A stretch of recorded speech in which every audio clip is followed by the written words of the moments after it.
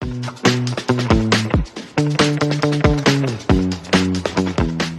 you very much for coming. It's a nice to meet you. Excuse my name is Douglas and I'm from Brazil. So if first of all, I want to interrupt your teaching.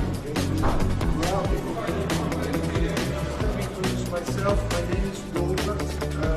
If you like to come over, help yourself management, you guys, and all this under my mind. And that's what I call convenience. I think about mental health, everybody. So demystify this.